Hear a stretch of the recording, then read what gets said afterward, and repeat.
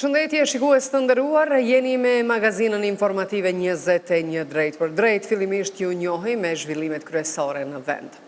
Institucionet e sigurisë dhe inteligjencës së Kosovës kanë vlerësuar se ka përpjekje që tubimi në Gazimestan në shënimin e festës së Vidovdanit të jetë masiv, ka thënë kryeministri në detyrë Albin Kurti. Kurti në mbledhjen e qeverisë ka thënë se pushteti në Serbi mund të nxjisë incidente në Gazimestan që ta heqë vëmendjen nga protestat e brendshme që do të zhvillohen nesër në Beograd. Ai u ka bërë thirrje qytetarëve serb që të respektojnë ligjin dhe të mos bien pre e provokimeve. Pushteti në Serbi mund të shfrytëzojë elemente destruktive për të nxitur incidente në Gazimestan. Sipas vlerësimeve të institucioneve tona të sigurisë dhe të inteligjencës, ka përpjekje që tubimi në Gazimestan të jetë sa më masiv. Prandaj janë organizuar grupe serbësh nga Serbia, Malezi dhe Bosnia Hercegovina që të vinë në Kosovë nesër. Tradicionalisht, grupet e tilla kanë qenë provokuese duke bartur simbole nacionaliste serbe e ruse që bien kundërshtim me Kushtetutën e Kosovës dhe janë gjithashtu dhe kundër vlerave demokratike dhe evropiane. U bëjmë thirrje të gjithë bashkëdhetarëve tonë që gjithashtu të mos bien pre asnjë provokimi nga kushdo qoftë në ditën e nesërme. Tubimet për shënimin e Vidovdanit duhet të organizohen në përputhje të plotë me ligjin, jo të shndrohen në një mjet për instrumentalizim politik nga autoritetet në Beograd, të cilat tentojnë të eksportojnë krizën e tyre të brendshme politike përmes provokimeve në Kosovë, vetëm për të paraqitur më pas si këndse mbrojtës të interesave kombëtare të tyre dhe të serbëve në Kosovë, dhe nuk do të tolerojnë veprime që cercenojnë rendin, sigurinë dhe paqen publike. Në prag të festës së Vidovdanit, Zyra e Bashkimit Evropian në Kosovë ka bërë thirrje që të gjitha palët të tregojnë përmbajtje maksimale dhe festimet të jenë të qeta. Zyra e BE-s ka komentuar edhe vendimin e fundit të gjykatës themelore në Graçanic lidhur me shfaqjen e flamurit serb në këto festime. Zyra e Bashkimit Evropian në Kosovë thotë se vendimi i themelores në Graçanic nuk i garanton plotësisht të drejtat kushtetuese të serbëve të Kosovës. Sipas tyre, çështja është brenda kompetencave administrative të komunës së Graçanicës. Qeveria e Kosovës miratoi propozim vendimin për ndarjen e mjeteve buxhetore për zbatimin e masës 4.5, mbështetja e mërgatës të pakos së ringjalljes ekonomike. Ministri në detyrë i financave Hekuran Murati tha se ndarja e 4 milion eurove mjete buxhetore do të merren nga Ministria e Financave dhe janë për policën e sigurimeve në kufi për mërgjimtarët. Subvencionimi i policave do të nisë nga data 1 korrik. Kryeministri në detyrë Albin Kurti ka thënë se gjykimi i djeshëm i gjykatës kushtetuese thekson qartë se obligimi për ta konstituuar kuvendin është obligimi të gjithë deputetëve dhe jo vetëm i subjektit të parë. Ai ka thënë se për këtë ka ftuar në takim krerët e partive politike të përfaqësuara në kuvend për të shtunën në orën 16. Si kryetari i lëvizjes Vetëvendosja dhe në emër të grupit më të madh parlamentar të dalë nga zgjedhjet e 9 shkurtit 2025, u jam drejtuar të gjithë krerëve të subjekteve të përfaqësuara në legjislaturën e 9 me ftesë për takim të përbashkët, ka shkruar Kurti në Facebook. Deputeti i PDK-s Përparim Gruda ka konfirmuar pjesëmarrjen e kryetarit të PDK-s Memli Krasniqi në takimin e nesërm që ka thirrur kryetari i Vetëvendosjes Kurti. Gruda tha se takimi i thirrur nga kryetari i Vetëvendosjes Kurti nuk është kompromis politik. Sipas tij, zgjidhja është kthimi në votim të hapur pasi sipas tij është frymë që e përfaqëson edhe aktgjykimi i gjykatës kushtetuese. Gjykimi i gjykatës kushtetuese në mënyrë precize në dispozitiv të tij thotë që seancat e zhvilluara deri sot kanë qenë në shkelje të kushtetutës. Këto seanca deri sot, ju e dini që i ka drejtuar Avni Deari lëvizjeve vendosje. Pra mund të konstatojmë që gjithçka që ka ndodhur deri sot, gjykata kushtetuese ka konsideruar si shkelje kushtetuese nga ana e lëvizjes vendosje. E para, e dyta, për sa i takon votimit të fshet, gjykata kushtetuese e ka shpall jo kushtetues, edhe e ka sqaruar në mënyrë shumë të saktë për një arsye të thjeshtë. Ne jemi sot në një seancë konstituive. Në seancë konstituive e rendi i ditës ka thënë gjykata është sqaruar me precizitet në nenin 8 të rregullores së punës së Kuvendit të Kosovës dhe ai rendi i ditës nuk mund të ndryshohet asnjëherë. Sa i takon takimit sotëm konsultativ të liderëve të partive politike, ku mungoj zoti Kurti, fatkeqësisht, ishtë dashtë vinte. Ky takim mendojmë ne është një reflektim pozitiv. Lëvizjes vendose konstaton, menojën e shpreh ato që ata e dinë që kanë bërë shkelje deri sot, siç ka thënë gjykata, dhe e dinë që vazhdimi i insistimin në votim të fshehur është po ashtu shkelje kushtetuese, por neve ky është një reflektim pozitiv të cilin ne mirëpresim dhe mendojmë që kjo duhet të vazhdojë edhe nesër në takimin e liderëve të partive politike dhe në fund të kthehemi dhe të votojmë me votim të hapur siç kërkon. Deputetja e Lidhjes Demokratike të Kosovës, Hykmete Bajrami, ka thënë se LDK-ja do të marrë pjesë në takimin e thirrur nga kryetari i Lëvizjes Vetëvendosja Albin Kurti për të gjitha partitë, por ajo ka shtuar se nuk presi rezultate pozitive nga ky takim. Bajrami u shpreh se deputetët e LDK-s do të votojnë vetëm kur në votim të hidhet emri i kandidatës për kryeparlamentare. Kemi pa edhe prononcime të ndryshme nga eksponentë të Lëvizjes Vetëvendosje, të cilët në fakt e kanë në plan ta vazhdojnë këtë ngërç politik duke e bë një interpretim ndryshe nga krejt Kosova të akt gjykimit të gjykatës kushtetuese, se sa zoti Kurti është i gatshëm për bashkëpunim, unë po besoj që patet mundësi ta shihni vetëm para 2 minutave, kur ishte këtu në sallën plenare dhe nuk ishte në gjendje që të vi në takim konsultativ me të gjithë liderët e partive politike parlamentare. Akt gjykimi është jashtëzakonisht i qartë kur është fjala tek mënyra e votimit, sepse i referohet kreut të 4 të rregullores të kuvendit, pikërisht në 8, ku ka një agjendë të paracaktume të seancës konstituive dhe akt gjykimi pikërisht i referohet në 8 rregullores të Kuvendit të Republikës së Kosovës. Nuk është që kemi shumë pritje duke marrë parasysh komplet të kaluarën historike të vetëvendosjes dhe krejt sjelljet e tyre, konferencën e sotme për mediat nuk është që mund të presim diçka nga ky takim. Është më shumë për show mediatik. Megjithatë, për tregu që jemi për konstituim të institucioneve do të jemi prezent. Kryetari i Nisma Social-Demokrate Fatmir Limaj ka konfirmuar pjesëmarrjen në takimin e nesërm të ftuar nga lideri i Lëvizjes Vetëvendosja Albin Kurti. Limaj konsideron domosdoshmërinë e arritjes së një konsensusi dhe marrëveshje politike për zgjedhjen e trupave të kuvendit. E bën apelin e saj, tranquilli. Uli, bashkëdiskutojmë, tentojmë në ndërtu konsensus për konsensus ose marrëveshje politike. Dhe çështë kanë mbetur këtu ku ka qenë për dje. Asnjë zgjidhje tjetër që ka pritur. Sigurisht që po. Duhet marrëveshje politike, ashtu siç bën në demokratikë që vetëruar, dhe në këtë drejtim nisa është e hapur. Kandidatja e Lëvizjes Vetëvendosje për kryetare të kuvendit Albulena Haxhiu ka thënë se nëse nuk i merr 61 votat e nevojshme për kryekuvendare me votim të fshehtë, ajo do të tërhiqet nga kandidatura për të parën e legjislativit. Duke dhënë interpretimin e Lëvizjes Vetëvendosje për vlerësimin e kushtetueses për blokadën në kuvend, Konjufca tha se lideri partijak Albin Kurti do të bëj përpjekje të re për zgjidhjen e krizës, duke ftuar për takim të shtunën të gjithë liderët e partive parlamentare. E para, Lëvizja Vetëvendosje gjithmonë ka vlerësuar dhe ka theksuar që nëse partitë opozitare e blokojnë kryetarin e kuvendit në këtë mënyrë, ne kemi thënë që i njëjti reciprocitet mund të aplikohet edhe për nënkryetaret e kuvendit dhe kështu nuk shkojmë askund. Kështu bllokohet, kjo është çështje bllokuese e kuvendit të Republikës Kosovës. Dhe këtu na dha pikërisht të drejtë aktgjykimi i gjykatës kushtetuese, ju me siguri keni pasur kohën e mjaftueshme ta lexoni në të gjitha dimenzionet e veta këtë aktgjykim.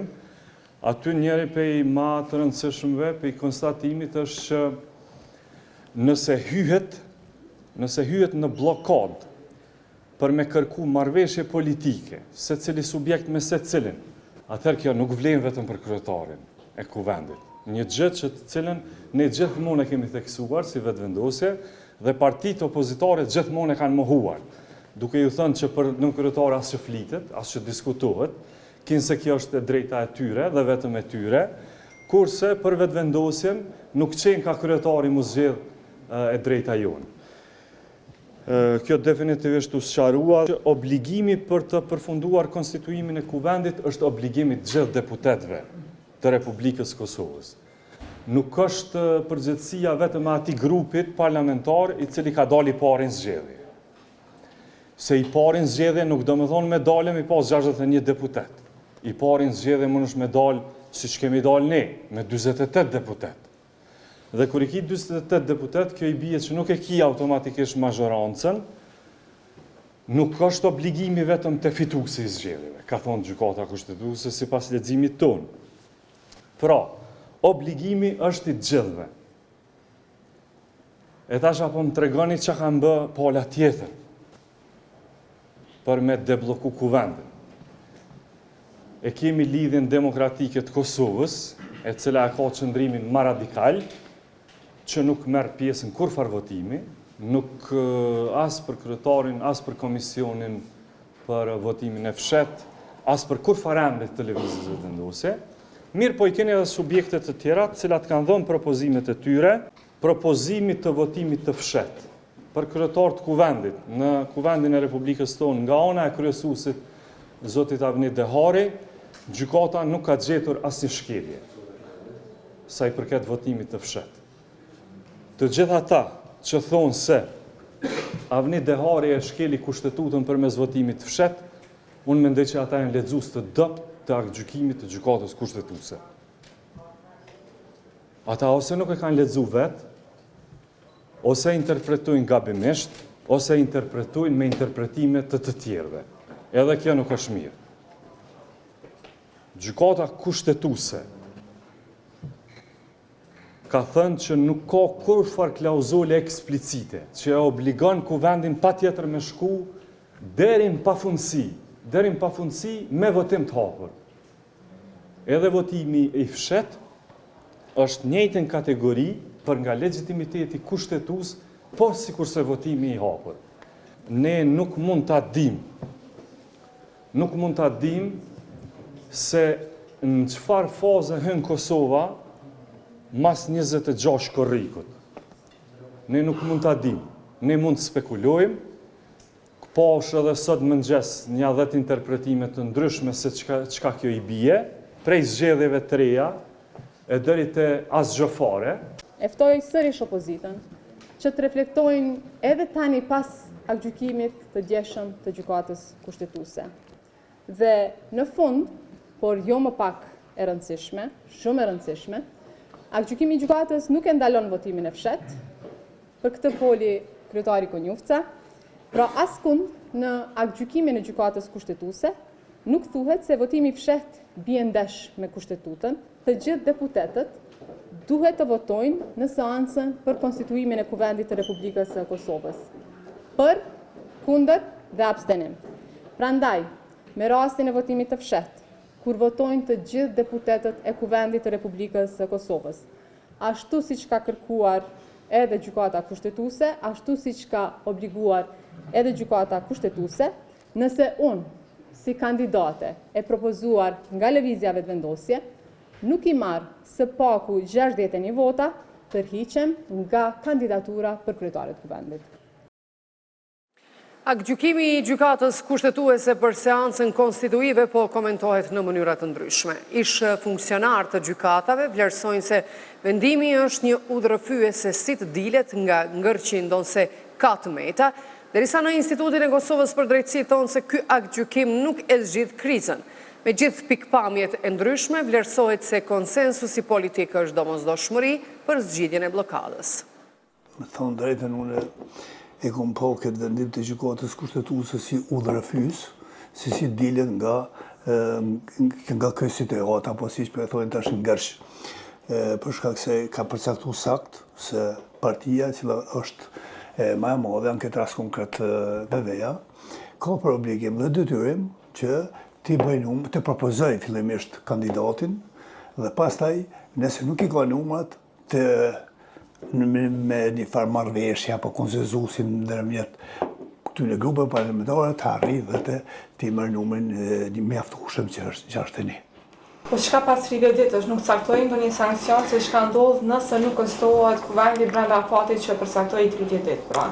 Po kjo është e meta këtij vendimi, mirë po, unë thash, kjo gjykatë ka bërë në atë kuptimin se ky vendim konsiderohet se ishte dashur me sjellë në vende shumë demokratike, e jo si kemi këtë mentalitet politik të këtyre partive politike tona.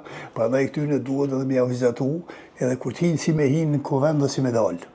Mirë po, shumë e qartë këtu, s'ka nevojë bashkë shumë heq, se zotëri, ti ke fitim vota, ty ti ka besu qytetari, që ti konsiderosh institucionet, tu janë prej kuvendit, qeverisë dhe gjitha ato institucionet tjera, mirë po, si duke këta nuk kanë vullnet me bëhet punë, se nuk i kanë votat, nuk dojnë me bashkëpunu, me gjitha ato parti politike sa tani nuk kanë marrëveshje, ose kanë pasi marrëveshje, janë mashtru, kanë trahtu një tjetër, kështu që vërtet ky vendim i gjykatës kushtetuese konsiderohet se është vetëm si ulërrëfys.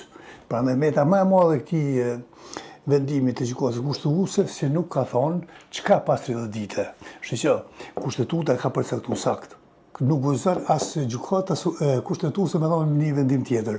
Trijën mënyrat kur shuhet parlamenti. Një, kur nuk zgjedhet presidenti, 2, kur nuk zgjedhet kryeministri, apo kur e humb votbesimin në parlament, dhe 3, kur vetë shpërndahet nga parlamenti. Nuk ka mënyra tjera.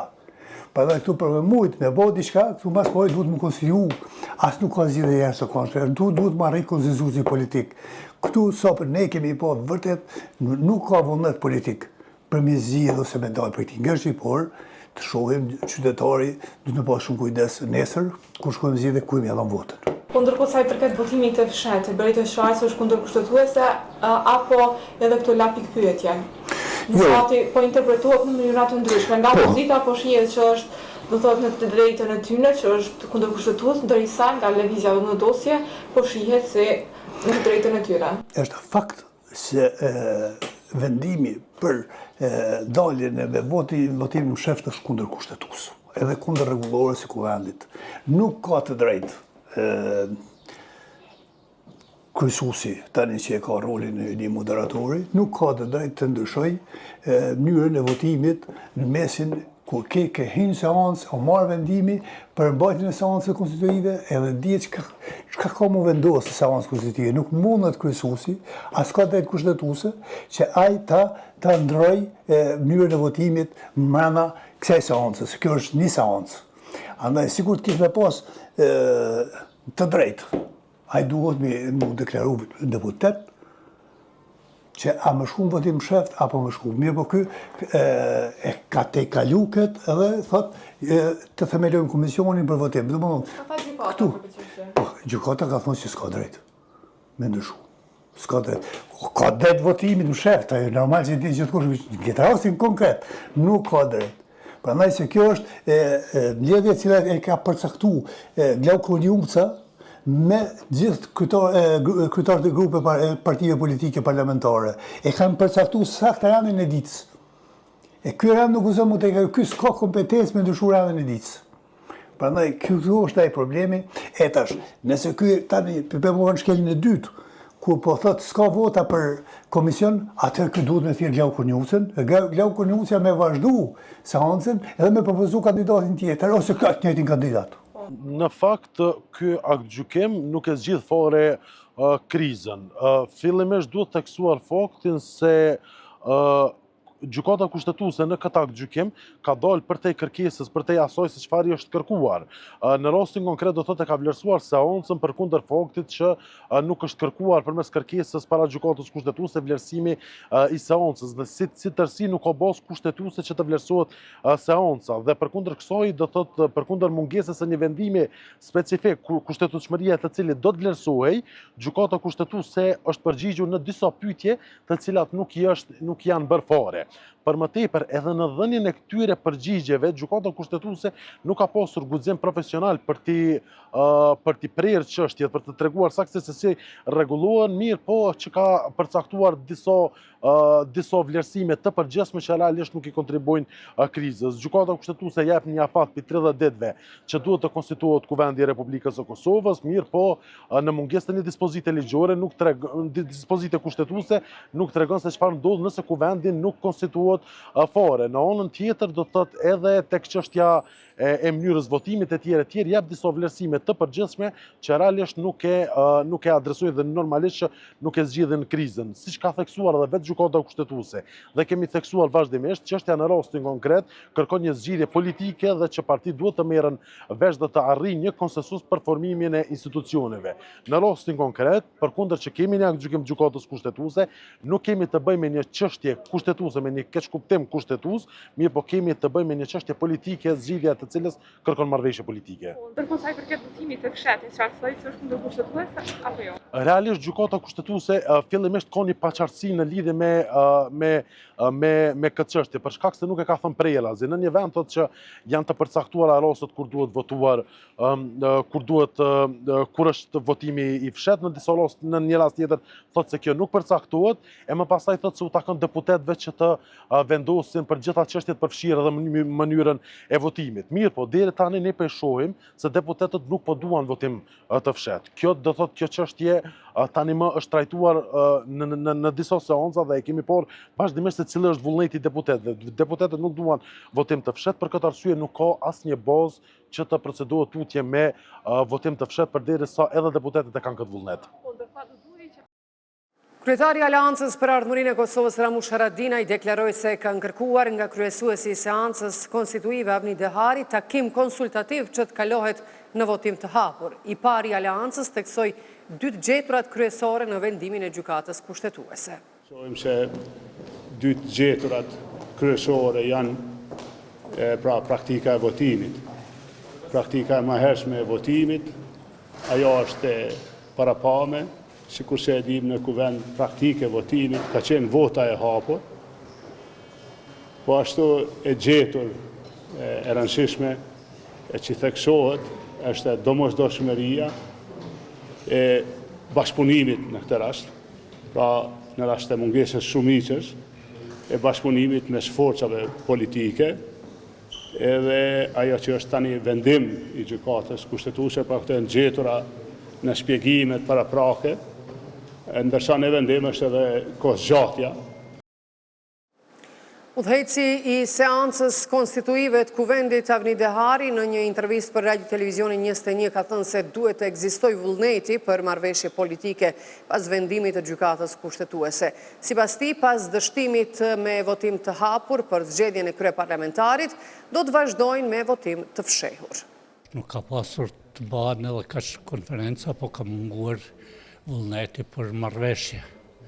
Edhe besoj që pas përgjigjes së gjykatës kushtetuese, shpresoj shumë që liderët e partive politike të ulin të merren vesh edhe të japin fund këtij ngërçi. Ka ndryshuar qëndrimeve të vendosje pas aktgjykimit të gjykatës kushtetuese, i cila thotë që duhet gjendur konsensus, duhet marrëveshje, duhet krijohen shumica e numrave për zgjedhjen e strukturave të kuvendit kryetarit të ri. Përgjigje ka ardhur diell, unë s'ka pasur rast që të takohem me ndonjërin prej tyre, po unë që nga fillimi mendoj që vullneti për marrëveshje nuk duhet të jetë i mangat. Kushtetuta brenda 30 ditësh ka dhënë afat që të konstituohet kuvendi. Mendoni se do të arrihet konsensus për të konstituar këtë institucion? Unë uroj që këtë bëhet edhe më shpejt, mos pritën 30 ditë sepse mjaft ka qenë deri më tash. Do të ndroni Albulena Agjiun për shkak që po kundërshtohet nga partitë e ish opozitës për ta propozuar një kandidat tjetër për hir të zhbllokimit të kësaj situate? Unë si individ nuk mund të shpreh mendimin tim as për ndërrimin, as për mos ndërrimin, po merret një qëndrim në grupin parlamentar edhe Zyrtari, ju si udhëheqësi i seancës keni tentuar ta ndroni formën e votimit nga i hapur në të fshehur. E ndjeni veten përgjegjës për këtë shkak sepse ka çuar drejt dështimeve të seancave duke ditur që partitë e ish opozitës nuk po votojnë antar për komision për votim të fshehur. Pse s'keni shkuar me votim të hapur siç ishte nisur seanca e 15 prillit? Po ju jeni dëshmitar se edhe 6 seanca të hapura kanë qenë edhe prapë s'ka pasur zgjidhje. Letra që i dërgova presidentes ka kërkuar që të gjejmë vetë mënyrë për të dalë nga ngërçi.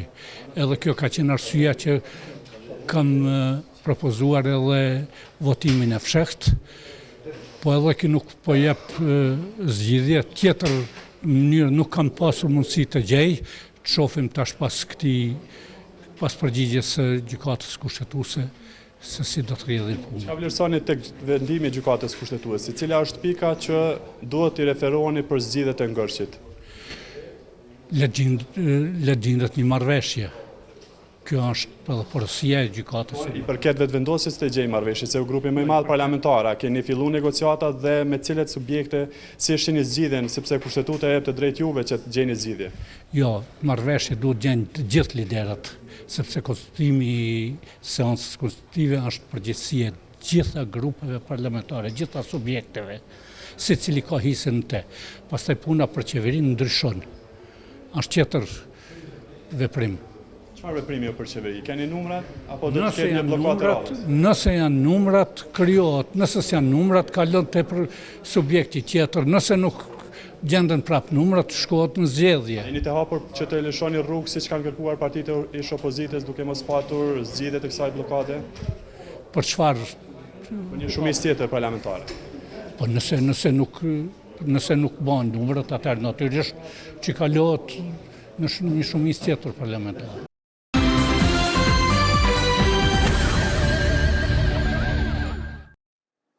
Koalicioni i organizatave të shoqërisë civile protestoi sërish para kuvendit të Kosovës, duke kërkuar zgjidhje për ngërçin e krijuar, pasi siç u tha se sa më shumë që vonohet funksionalizimi i kuvendit, aq më të thella do të jenë pasojat për qytetarët dhe vendin. Sipas shoqërisë civile, koha është për përgjegjësi e jo për interesat ngushta partijake. U paralajmërua vazhdimi i protestave deri në konstituim të kuvendit. Ndjekim deklaratat e Naim Jakajt dhe Emir Abrashit. Gjykata kushtetuese dje foli, përsëriti atë që e kemi thënë që disa muaj si organizatat të shoqërisë civile. Marrëveshje politike për me e konstituu kuvendin. Partia e parë do të me i përmbush obligimet kushtetuese për me bërë kompromis për votimin e kryeparlamentarit dhe nënkretarëve përmes votimit të hapur. E drejta për të propozuar kandidatin për kryetar të kuvendit ta kanë grupit më të madh parlamentar. Kjo gjë është e ditun, kandidati do të më siguroj 61 vota për kjo drejt, nuk kupton pasaj që edhe me bloku kuvendin e Kosovës deri në pafundësi. Duhet me u kërku konsenzus ose kompromis i nevojshëm. Kjo e drejt nuk mundet pra me u përdor për me u bloku kuvendin. Ky detyrim vlen edhe për grupet e tjera parlamentare që nuk janë grupet parlamentare të mëdha, të parat. Gjykata ka bërë të qartë se kushtetuta, rregullorja dhe praktikat parlamentare përcaktojnë procedurën e konstituimit të kuvendit. Asnjëherë nuk ka pasur votim të fshehtë për zgjedhjen e kryeparlamentarit. Ka pasur votim të fshehtë dhe ka sipas ligjit për presidentin, për anëtarët e gjykatës kushtetuese, për kryetarin e gjykatës kushtetuese, por nuk ka votim për kryetarin e kuvendit. Dhe kjo lidhet me atë që me datën 8 prill, kur është mbajtur mbledhja e parë e kryetarit të kuvendit me kryetarët e partive, përfaqësuesit e partive politike, kush përcakton rendin e ditës dhe kryesuesi i seancës, zoti Dehari, këtë rend të ditës duhet ta ekzekutojë me përpikëri dhe jo duke devijuar nga ajo seancë. Në ndërkohë, sipas aktgjykimit, tashmë kuvendi do duhej ishte dashur të konstituohet pra 30 ditë nga dita kur janë mbajtur zgjedhjet e fundit. Ama sot kanë kaluar më shumë se 2 muaj kur do duhej të përfundonte seanca konstituive. Sot jemi në fund të muajit qershor, në ndërkohë askush nuk flet se sot është dita ndoshta e fundit kur do duhej të rishikojë buxheti i Kosovës. Dhe ky rishikim nuk mund të bëhet sepse nuk ka as qeveri, as kuvend funksional. Sot kemi deputet që ushtrojnë funksionet të dyfishta dhe kemi deputet të cilët nuk mund t'i kryejnë detyrat ose obligimet kushtetuese që i ka sipas ligjit dhe sipas kushtetutës. Këta as nuk mund me mbikëqyr, as nuk kanë kënd me e mbikëqyr. Ndërkohë parlamentet e vendeve të rajonit kanë ratifikuar marrëveshjet që i marrin fondet nga plani i rritjes së Bashkimit Evropian. E vetmja Kosova që nuk ka arrit të marrë as 1 milion euro nga këto fonde. Në të njëjtën kohë, sot përballemi edhe me ngritje të çmimeve të shportës ushqimore, të naftës dhe të energjisë elektrike, ndërkohë nuk ka as qeveri fuqiplot dhe as kuvend funksional që mund t'i adresoj këto çështje. Sa më shumë vonohet ky funksionalizim i kuvendit, aq më të thella kanë më bë pasojat për qytetarët dhe për shpresat për një vend më të mirë. Koha tani është për përgjegjësi, nuk është për interesat të ngushta partijake, as për ndonjë kalkulim elektoral edhe personal të ndonjë lideri politik në kuvend. Konsenzusi politik është domosdoshmëri që të dilet nga kjo situatë. Nuk ka hapësirë për kushte edhe vonesa, në ndërkohë partitë duhet milon interesat, siç e thash edhe më herët, interesat afar shkurtra dhe për ndonjë interes elektoral edhe personal të ndonjë lideri politik ose të ndonjë partie politike. Kuvendi do të më konstituu, tashmë kemi edhe një akt gjykim të gjykatës kushtetuese, të cilët duhet të përmbahen në përpikëri edhe kryesuesit Dehari edhe të gjitha partitë politike të tjera parlamentare. Kishte sa i përket pjesës së parë, fjalën e merr Alleni. Pavarësisht, do thotë, tash fakti që kemi një aktgjykim gjykatës kushtetuese, kriza nuk është juridike, kriza është politike, prandaj është jashtëzakonisht e rëndësishme që partitë politike të gjejnë një rrugdalje për krizën. Aktvendimi i gjykatës kushtetuese jep një afat kohor prej 30 ditësh, por nuk tregon se çka pas atij afati kohor, prandaj ne si koalicioni i organizatave të shoqërisë civile do të vazhdojmë edhe më tutje angazhimin tonë deri në zgjedhjen e kësaj krize, deri në konstituimin e kuvendit dhe zgjedhjen e kryetarit dhe kryesisë kuvendit. Ajo që është e rëndësishme po ashtu të potencohet, e për të mos u përsërit nga ato që i potencoi Naimi, është që ne aktualisht ndodhemi në një situatë të ndryshimeve jashtëzakonisht të mëdha në sferën gjeopolitike dhe Kosova nuk ka luks që të vazhdoj të funksionoj pa një qeveri të mirëfillt e pa kuvend funksional. Prandaj ne do të vazhdojmë angazhimin ton deri në fund, deri në zgjidhjen e kësaj krize dhe shpresojmë e urojmë që partitë t'i lënë interesat e tyre anash dhe të fokusohen drejt zgjidhjes që është në interes të vendit. Seanca konstituive e Kuvendit Kosovës e parapart mbahet sot është ndërprerë për shkak të aktgjykimit të gjykatës kushtetuese dhe shpresat për takimin e nesërm të liderëve të partive parlamentare për zgjidhjen e zhbllokimit në kuvend. Kryesuesi i seancës Avni Dehari tha se shpreson që të arrihet një konsensus në takimin e nesërm që lideri i lëvizjes vetëvendosje Kurti i ka ftuar përfaqësuesit e partive parlamentare për konstituimin e legjislaturës së nëntë. Ai tha se seanca e radhës do të mbahet të dielën orën 11. Pas aktgjykimit të gjykatës kushtetuese që e solli dje, sot u mblodhëm me përfaqësuesit e subjekteve politike për një konsult paraprake. Të gjithë ishin të mendimit që seanca sot të ndërpritet, pasi të mbahet nesër takimi i liderëve politik që është ftuar nga subjekti më i madh politik, të vazhdojmë me seancën 29/6/2005 në ora 11. Lëvizja vetëvendosje nuk do të heqë dorë nga zgjedhja e kryetarit kuvendit përmes votimit të fshehtë. Deputeti i lëvizjes vetëvendosje Hekuran Murati pas ndërprerjes së vazhdimit të seancës konstituive për herë të 38, tha se aktgjykimi i gjykatës kushtetuese për krizën në kuvend thotë se zgjedhja e trupave të legjislativit është përgjegjësi e të gjitha subjekteve parlamentare. Sipas tij, votimi i fshehtë i kryekuvendarit nuk është shkelje kushtetuese, madje ai shtoi se e njëjta u dëshmua edhe në aktgjykim të kushtetuesës. Kjo është pra faqja e vendimit dhe këtu kemi tek konstatimet i kemi 2 pika. Në asnjërin prej tyre pra gjykata kushtetuese nuk ka thënë që votimi i fshehtë është në kundërshtim me kushtetutën siç po tentohet të prezantohet gabimisht dhe rrajshëm nga opozita. Pra, po besoj keni dëgjuar deklaratat jo serioze, por në asnjë pikë të këtij vendimi nuk thuhet një gjë e tillë. Përkundrazi, në paragrafin 141 dhe në paragrafin 180, gjykata kushtetuese vetëm sa e ka rikonfirmuar që votimi i fshehtë është njëra prej mënyrave që mund të përdoret për të votuar pra për kryesinë e kuvendit. Gjykata kushtetuese dje e ka rikonfirmuar që të gjithë deputetët duhet të marrin pjesë në votim. Të gjithë. Pra nuk mund të vihet në seancë konstituive dhe të mos votohet. I takon deputetit që të përcaktohet a do të votoj për, kundër apo abstenim, mirë po, mos votimi fare është shkelje kushtetuese. Pra, gjajshëm që nga data 1 maj, për tashmë 30 seanca me radhë, të gjithë deputetët e opozitës kanë shkelur kushtetutën sipas aktgjykimit të djeshëm, Dhe sipas asaj që kemi thënë në vazhdimsi, duke ju referuar aktgjykimit vitit 2014, është shkelur kushtetuta nga të gjithë deputetët që nuk kanë marrë pjesë në votim.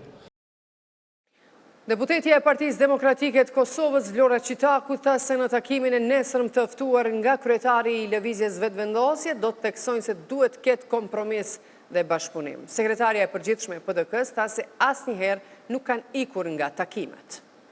Nga vendimi i gjykatës kushtetuese, ne kemi pasur të drejtë. Situatat si këto kërkojnë kompromis, kërkojnë bashkëpunim dhe Partia Demokratike e Kosovës asnjëherë nuk ju ka ikur takimeve. Në takim do të themi po të njëjta gjëra që i kemi thënë vazhdimisht tash e disa muaj. Në politikë dhe në demokraci nuk ka vend për kryenetësi. Duhet të ketë hapësirë për kompromis dhe për bashkëpunim. Ne kemi ofruar alternativa tona, shpresoj që tani lëvizja vetëvendosje të reflektojë. Sekretarja e partisë guxon deputetja Donika Gërvalla tha se gjykata kushtetuese ka mundur të nxjerrë një vendim më konkret, pasi sipas saj i njëjti ishte shumë i përgjithshëm. Megjithatë, sipas saj është përcaktuar nevoja që të gjithë deputetët të marrin pjesë në votim dhe që votimi i fshet nuk është antikushtetues. Madje ajo akuzoi deputetin e PDK-s, ish ministrin e drejtësisë Abelar Tahirin, për deklarimet e tij se aktgjykimi kushtetues tregon devijimin e kushtetutës që lëvizja vetëvendosje ka bërë në mbi 2 muaj të vazhdimit të seancës konstituive. Gjëra shumë qartë i ka thënë dje vendimi i gjykatës kushtetuese, edhe pse është një vendim goxha i përgjithshëm i cili dorën zemër do të mund të ishte shumë më konkret, edhe do të mund të jepte rrugdalje. 3 gjërat kryesore përmbledhur me fjalë të thjeshta, jo me argumenta juridik, janë e para, ajo që përsëritet disa herë përgjatë këtij aktgjykimi, është fakti që deputetët, të gjithë deputetët, i obligon kushtetuta të marrin pjesë të gjithë në seanca dhe të gjithë i obligon që të marrin pjesë në votim. Shumë e thjeshtë, bardhë e zi. Nuk mund të vish në kuvend për me ndajt kot, me harxhu kohën edhe të deputetëve tjerë, edhe qytetarit duke pi kafe edhe duke ndajt kot pa votu, po kur vjen kuvend duhet vish me synimin për të votu. Askush nuk ta imponon me votu për kandidatin ton. Ama është e qartë që mos votimi, refuzimi i kryerjes i obligimit të deputetit është shkelje kushtetutës. E dyta, çfarë ka konfirmuar dje gjykata me aktgjykimin e saj, është që secili deputet që vjen në kuvendin e Kosovës duhet ta di që nuk vjen aty për të bllokuar, po për t'i dhënë drejtim konstituimit të kuvendit. Pyetja të cilën gjykata kushtetuese dje nuk i ka dhënë përgjigje është se çfarë ndodh pas 30 ditësh, edhe unë besoj shumë që nuk do të sfidohemi përsëri, që pas 30 ditësh kemi nevojë për zgjidhje kreative, por shumë po besoj që pas takimit të nesërm me kryeministrin Kurti, liderët edhe të opozitës do të arrijnë një dakordim. Çfarë tjetër ka konfirmuar gjykata dje është shumë e qartë. I kam lexuar të 47 faqet e vendimit dje dhe pas deklaratës së ish ministrit të drejtësisë, i cili thotë që gjykata kushtetuese flet për devijim në atë akt vendim, e kam lexuar përsëri të 47 faqet sepse nuk dojsha me besu që ish ministri i drejtësisë kaq hapur dhe paturpshëm është i gatshëm me gënjy publikun. Deputeti i Lidhjes Demokratike të Kosovës Ermen Zema i tha se propozimi për votimin në pakot të kryetarit të kuvendit dhe nën kryetarëve është shkelje kushtetuese. Ai tha se lëvizja vetëvendosje është bllokuesi kushtetues dhe ligjor i kuvendit të Kosovës. Kështu u shprahi pas ndërprerjes së seancës konstituive, e cila do të vazhdojë të diela. Shkelje rregullore së punës së kuvendit dhe shkelje kushtetuese, ne në fund të him në diçka pa e pas një interpretim, sepse atëherë bëhem shkelës për shkak të një dëshire të dikujt tjetër. Në kryetarët janë procesi ndarë, kjo është kryesia e kuvendit. Lëvizja vetëvendosje është bllokuesi, ta quaj kështu, kushtetues edhe ligjor i kuvendit të Republikës së Kosovës. Po mënyra se si është sjell, mënyra se si nuk ka mujt më adresu bashkëpunimin, mirëbesimin, me kriju, që përtej 48 deputetëve gjej edhe deputet tjerë që mund të arrijnë një shumicë të konsolituar e cila zgjedh kryetarin e kuvendit dhe lejon mundësinë e krijimit të institucioneve të reja. Këshilli gjyqësor i Kosovës në mbledhjen e mbajtur në mënyrë elektronike ka autorizuar kryetarët e Gjykatës Supreme, Gjykatës së Apelit, Gjykatës Komerciale dhe Gjykatës Themelore në Prishtinë që të vlerësojnë kushtet e punës duke shqyrtuar mundësinë e pezullimit apo reduktimit të punës. Sipas KGK-s, pas marrjes së informatave dhe vlerësimeve të bëra lidhur me temperaturat e larta të vazhdueshme në Pallatin e Drejtësisë dhe me qëllim të mbrojtjes së shëndetit dhe mirëqenies së të punësuarve, është vendosur që kryetarët e gjykatave të lartpërmendura të ndërmarrin veprime konform këtij vendimi.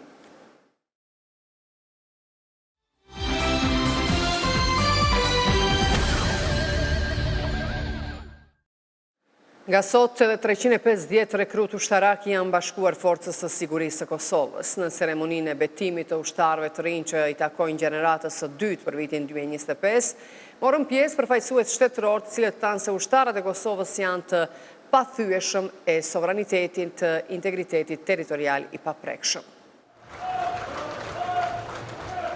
Kryeministri në detyrë Albin Kurti tha se ushtria e Kosovës me hapa të shpejt po ecë drejt zhvillimit me kapacitete të plota si ushtri profesionale me përbërje multietnike.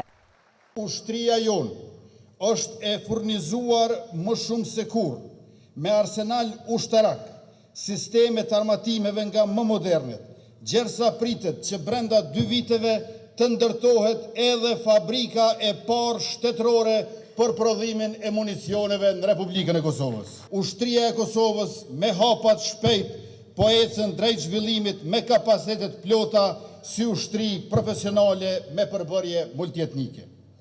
Ëndrrën e gjithë atyre që sakrifikuan për liri, sot po jetësoni ju rekrut të dashur. Përballë armikut e çfarë do kërcënimit paqes atë sigurisë, ma nuk qëndron Kosova e dikurshme, por ushtria e Kosovës me shumë të rije treja që si ju ballhapur bartën uniformën me simbolin e shqiponjës sy patrembur në krah. Komandanti i doktrinës dhe stërvitjes Jeton Dreshaj tha se tani e tutje rekrutët e rinj do të shërbejnë në ruajtjen e paqes dhe integritetit territorial të vendit.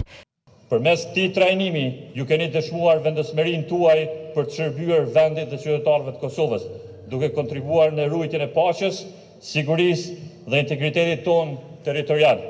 Ju tani jeni pjesë e një force moderne, profesionale dhe gjithnjë me të përgatitur për sfidat e kohës. Prej sot ju mbani mbi supe, jo vetëm uniformën e forcës së sigurisë së Kosovës, por edhe besimin e një populli të tërë që pret nga ju profesionalizëm, etik dhe përkushtim. Rekruti i forcës së sigurisë së Kosovës, Erion Musliu, deklaroi se e kaluara e vendit e ka shtyr atë t'i bashkohet ushtrisë së Kosovës. Është një ndjenjë shumë e mirë, jeta e ushtrit është një jetë ekstrem e mirë, edhe misioni është për me vazhduar përpara, qëllimi që unë kam aplikuar FSK është e kalumja dhe historia e vendit tim, për cilën që të uniformë që sot na e kena, shumë pjesëtor më hershëm kanë dhënë shumë gjak që na me vesh edhe me kokrenor për këtë uniformë. Edhe ushtarja Rina Dorocin nga Mitrovica tha se koha e stërvitjes ka qenë motivuese për të mos u dorëzuar. Është një ndjenjë shumë e mirë me qenë pjesë e forcës së sigurisë së Kosovës. Përkundrazi kam kaluar shumë mirë në stërvitjen ushtarake bazë, për motivin edhe gjithçka që kanë japë instruktorët tonë për mos mu dorëzu deri tash. Sot si ushtar i ri u betua edhe Brahim Koca, djali i veteranit të luftës Vesel Koca, i cili ndihet krenar që djali i tij e vazhdoi rrugtimin për mbrojtjen e Adheut. Shumë emocionuese, uroj sukses ti e gjithë shokëve tina, inshallah kanë fatin, kanë shnetin, shërbejnë Adheut. Unë jam veteran i luftës, babën e kam vranë të luftë, deshti Zoti, fati djali i kryti me sukses testet, e u pranua, uroj sukses. Në këtë ceremoni të certifikimit të rekrutëve të rinj të Forcës së Sigurisë së Kosovës u ndan mirënjohje edhe për rekrutët, instruktorët dhe tokerët e dalluar. Pas kësaj ceremonie, presidentja e vendit Vjosa Osmani ka uruar ushtarët e rinj duke shkruar se Kosova ecën përpara me krenari. Nga 350 uniforma një zëj vetëm për Kosovën, ushtria jonë rritet me guxim, dërsa Kosova ecën përpara me krenari, ka pohuar Osmani. Asociacioni i Komunave të Kosovës ka ngritur alarmin për një krizë të thellë financiare që po i godet komunat në Kosovë si rezultati i vendimeve gjyqësore lidhje me kontrata kolektive të nënshkruara nga qeveria, por që po paguhen nga komunat. Drejtori i Asociacionit Komunave të Kosovës Azan Ibrahimi thotë se në 6 mujorin e parë të 2025-s përmbaruesit morën nga komunat mbi 46 milion euro. Bisedën me Ibrahimin e zhvilloi kolegu Shkëlzen Lakna. Zotri Ibrahimi ngritet një çështje për kontratën kolektive. A mund na caktosh se çfarë është problemi saktësisht? Neve kemi ngritë këtë shqetësim që disa vite me radhë. Mirë po tash po vrejet që vetëm gjatë këtyre mujve të parë apo gjyqëtorit parë këtij viti, komunave ju marrën rreth mbi 46 milion euro nga proceset gjyqësore. Ku shumica këtyre mjeteve financiare në bazë të informatave nga komunat që po i posedojmë, po i mirën komunave për shkak të zbatimit të kontratës kolektive dhe një pjesë e atyre mjeteve financiare po i shkon edhe përmbaruesve, sepse mjetet po mirën përmes proceseve përmbarimore dhe i ekzekuton thesari i shtetit. Në dhënën, problemi është qëndron që niveli qendror nuk po tregon fare gatishmëri që ta zgjidhë këtë problem. Dhe komunat janë duke psuar jashtëzakonisht shumë ka aspekti financiar. Shumë projekte të cilat kanë qenë të planifikuara nuk po mund të zbatohen për shkak që thesari po i ekzekuton vendimet përmbarimore dhe me automatizëm po ja merr mjetet financiare komunave, cilat po janë të dedikuara për investime kapitale, madhra dhe shërbime, subvencione e tjera. Në bazë të informatave që posedojmë nga komunat e Republikës Kosovës, gjatë këtij 6 mujorit parë, për shkak proceseve gjyqësore, komunave ju kanë marrë mbi 46 milion euro, po kryeson Prishtinës ju kanë marrë mbi 6.2 milion euro nga proceset gjyqësore. Ferizajt ju kanë marrë rreth 6 milion euro. Mirë po faktura i ka shku Ferizajt që për kontrata kolektive dhe për disa procese gjyqësore do të jetë rreth 12 milion euro dhe komuna e Ferizajt e ka gjallëgarin pothuajse të bllokuar, sepse derisa nuk e paguam borxhin gjallëgaria nuk është funksionale. E kemi komunën pastaj të Deçanit me 3.2 milion euro. E kemi komunën e Ravesit mbi 2 milion euro. Komunën e Skenderajt mbi 1 milion euro. Suarejka mbi 1 milion euro. Vitia mbi 2 milion euro. Vushtria 1.7 milion euro. Mitrovica 2.4 milion euro. Obilicit 1.3 milion euro. Dhe këto mjete financiare, shumica atyre janë të dedikuara për investime kapitale, subvencione, madra dhe shërbime. Dhe neve edhe njëherë po kërkojmë nga niveli qendror, që t'jetë më e kujdesshme në raport me nivelin lokal, sepse shumë projekte nuk do të zbatohen për shkak këtyre problemeve. Çështja është e thjeshtë, çështja ka zgjidhje, neve kemi propozuar edhe zgjidhjen, mirë po niveli qendror nuk është duke marrë parasysh kërkesat e gjithë kryetarëve të komunave pa marrë parasysh për përkatësinë politike në këtë aspekt. Sa i përket kontratës kolektive dhe problemeve që burojnë si pasojë zbatimit kontratës kolektive, gjithë kryetarët janë unik që niveli qendror duhet ta bëjë një zgjidhje. Sa më shumë që i ofrohemi zgjedhjeve lokale, me këtë trend shumë komuna nuk do të mund të zbatojnë projekte të cilat i kanë paraporë me buxhetet e tyre komunale dhe të cilat e kanë marrë besimin e qytetarëve në hartimin e buxheteve për këtë vit, sepse buxhetet nëpër komuna miratohen për këtë vit është miratuar në shtator të vitit të kaluar dhe aty janë parapar shumë projekte kapitale dhe për këtë arsye edhe shumë kryetarë nuk do të mund të zbatojnë premtimet cilat i kanë dhënë gjatë fushatës paraprake për zgjedhjet lokale të vitit 2021. A ka ndonjë lidhshmëri kjo me zgjedhjet lokale, mund të themi që po bëhet çdo shumë? Nëse i pyetni kryetarët e komunave, shumica absolute e tyre theksojnë që ka. Do thonë, ata japin edhe konotacion politik. Sepse në tërësi, gjatë këtyre viteve të fundit, komunave ju kanë marrë mbi 100 milion euro për zbatimin e kontratave kolektive. 100 milion euro, mbi 100 milion euro, janë mjete jashtëzakonisht të mëdha për nivelin lokal. Ndoshta për nivelin qendror 100 milion euro nuk janë shumë, po për komunat e Republikës janë jashtëzakonisht shumë, sepse nuk kanë mund të ndajnë subvencione, nuk kanë mund të bëjnë investime të reja kapitale, kanë filluar punimet, janë ndërprerë. Tash problemi tjetër qëndron që nëse komuna e ka nënshkruar marrëveshjen me një operator ekonomik, duke menduar që ka mjetet financiare, mirë po nëse thesaria merr mjetet financiare nga ajo kategori, atëherë komuna me automatizëm nuk mund ta bëjë pagesën ndaj një operatori ekonomik. Dhe çka pastaj? Operatori ekonomik mund ta padisë komunën në gjykatë dhe përveç mjeteve financiare të cilat kanë qenë të dedikuara për realizimin e projektit, mund të përfitojë edhe më shumë përmes proceseve përmbarimore, përmes proceseve gjyqësore. Këtë problem e kemi elaboruar në detaje në takimet me kryeministrin në detyrë në të kaluarën dhe me ministrin në detyrë të financave, po edhe me ish-kryetarin e Parlamentit të Republikës Kosovës, me ish-kryetarin e Komisionit për Buxhet dhe Financa, mirë po nuk është treguar asnjë gatishmëri. Një ndër problemet ku kryetarët e theksojnë dhe me të drejtë edhe neve si asociacion e quajmë si gjakderdhe financiare, është që një përqindje konsiderueshme e këtyre mjeteve financiare mirën nga proceset përmbarimore. Dhe këto neve kemi konsideruar si gjakderdhe të pasër financiare. Këtë gjakderdhe financiare neve kemi paralajmëruar në nivelin qendror. E kemi diskutuar me qeverin, po edhe me ish-Parlamentin e Republikës Kosovës, e kemi njoftuar në detaje ish-kryetarin e Parlamentit të Republikës Kosovës, dhe është përhabi se nuk ka asnjë hap përpara. Do thonë nuk ka asnjë gatishmëri për ta zgjidhur këtë problem. Problemi mund të zgjidhet shumë lehtë me një vullnet nga niveli qendror. Le ta kenë vijën buxhetore për zbatimin e kontratave kolektive në buxhetin e Republikës Kosovës dhe me atë mund të mbyllet kaptina sa i përket problemeve të komunave me zbatimin e kontratave. Vitin kaluar si shkak i kontratës kolektive, komunat mbetën pa paga për punonjës. A rrezikojnë edhe këtë vit të ndodhë e njëjta situatë?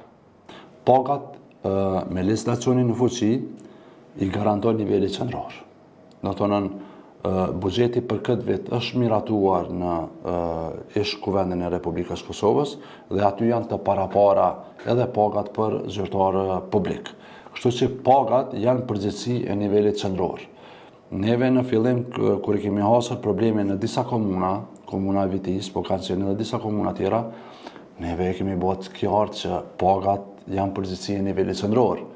Ndoshta niveli qendror ka menduar që asociacioni nuk ka mekanizma i cili mirët me shëshitjen e thellë të legislacionit në fuqi dhe i kemi treguar, shikoni jo mund të mos i bartni ato mjete në nivelin lokal, po ajo është kompetencë juaja.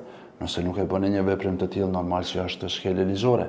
E njëjta gjë ka ndodhur edhe në të kaluarën kur kanë pas probleme me sindikatën e arsimit, që thonin nuk do t'i barti mjetet të mësimdhënësit, me po ishin afatet ligjore. Po t'i shkelnin në afatet ligjore, normal që asociacioni komunat Kosovës do të reagante, do të dërgonte lënë në gjykatat përkatëse dhe për ta fituar të drejtën e komunave.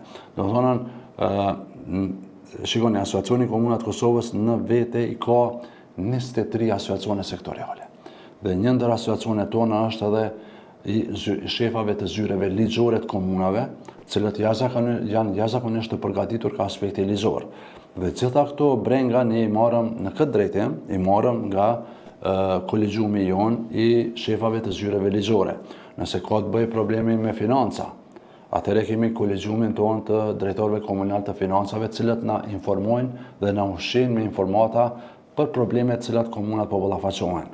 Do të thonë jemi të përgatitur jashtëzakonisht shumë në çdo aspekt dhe mund t'i dalim në ballafaqim nivelit qendror me argumente. Këto janë argumente. Nëse komunës të Ferizajit i mirën rreth 6 milion euro deri më tani, se kjo kosto ka morritën, duke u afruar zgjedhjet lokale. Nëse komunës së Prishtinës deri më tani ju kanë marrë 6.2 milion euro.